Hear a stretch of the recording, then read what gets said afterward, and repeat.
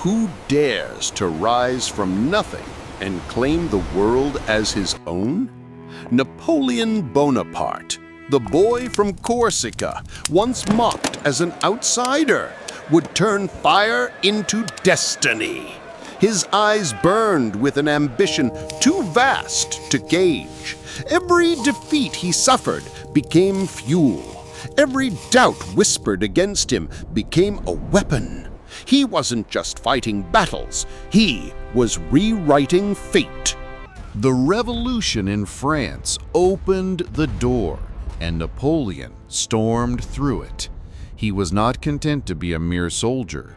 With brilliant strategies and ruthless daring, he climbed higher, faster, hungrier than anyone before him. The cannons of Toulon, the triumphant Italy, each victory was not just conquest, but proof that he was unstoppable. People began to whisper his name with awe. But glory demands a price. Behind every victory, there was blood soaking into the soil. Soldiers starved and froze, yet still they marched, drawn by his iron will. Napoleon spoke of destiny, of honor, of France's greatness. But deep inside, his eyes were fixed on something greater, the crown. And when he placed it on his own head, not even the Pope could deny him. Emperor, a title he seized with fire in his chest and steel in his hands. Europe trembled, kings bowed, nations bent, and armies shattered under the weight of his brilliance.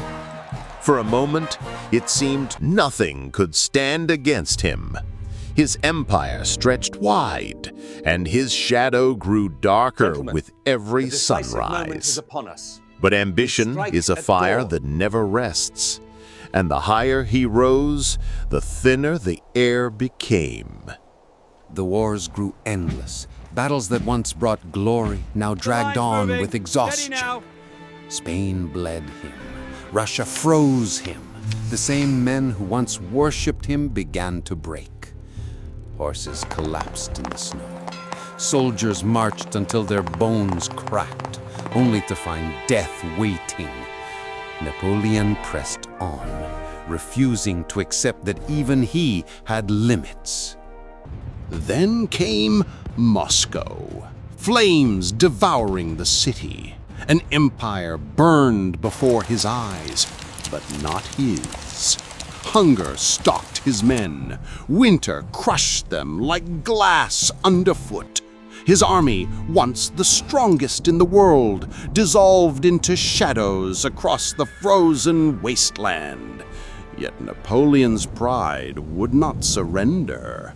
He staggered back, but already the tide was turning. Enemies united, old kings and rivals who once cowered now rose together. The eagle of France was cornered, wings broken, surrounded by fire. At Leipzig, the so-called Battle of Nations, his dream began to bleed out. His throne trembled, his empire crumbled, and still he refused to bow, clinging to the belief that his destiny could not be undone. But destiny is cruel. Cast down, exiled to Elba, stripped of power, Napoleon seemed finished. Yet the fire inside him had not gone out. He returned, bold as ever, daring the world to stop him. For 100 days, the eagle soared once more. Soldiers rallied, crowds cheered, Europe held its breath. Could he truly rise again? Waterloo answered, a field soaked in rain, mud, and blood.